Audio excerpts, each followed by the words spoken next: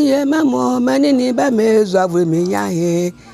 Kini muriye mamo mani be amezo avre malahe. Ebiza ba yina be ya be yenzule be di ye. Ebiza ba yina be ya be yenzule be di ye.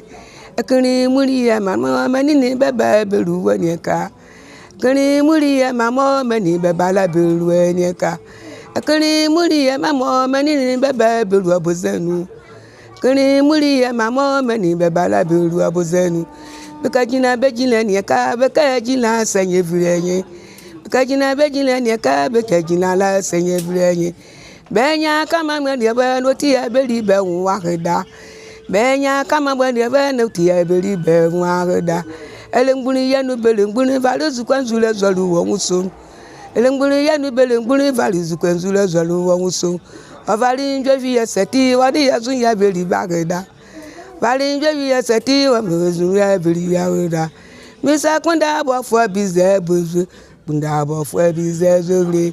Sa kunda bofwa bize zule. Kunda bofwa bize zule. Kunda nidia bize zule.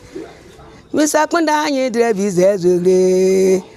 Misa kunde bule bize zule. Zule male beglo bule. Ezole male beglo anyedre. Ezole male beglo nidi. Ezole male beglo zikwa. Emuri ebiye le baba ni abasa mi amogwa nyenu. Emuri ebiye le baba ni ojama bogwa nyenu. Emuri enveli le benzulo na nemejuka ebe nyamo ya. Emuri enveli le benzulo na nemejuka ebe nyamo ya. Emwanga bane kane na muano ko ba wudre.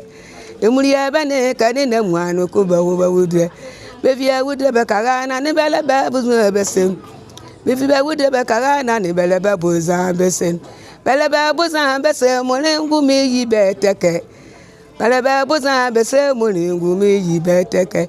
Emuri ye ko yari ya woti ye de ya de yari ye. Emuri be ko bari ya be janza be do yari ye. Emuri ye ne de bia yele ye wure. Ene de bia yele. Ye ne de bia yele ya mone. Emuri ye ne de bia yele boduma. Emuri ye de bia yele zure. Emuri ye de bia yele ya ya. Emuri ye ne de bia ya mo. Misa dudu avile mo business ye nya. Bebe zu ye be ya zule. Sakra ni ewure ni zule. Subane elongbunu abafo boramba. Emodini elewu ekrimuri yama. Elongbunu elongbunu. Ya de ezokre mala. Ya be ya dujenila. But ezokre mala di disipline. Misa kunda abafo business zule. Na abafo business zule. Kunde ni dia business zule. Misa zokre mala beglu abafo. Zokre mala beglu abafo. Mama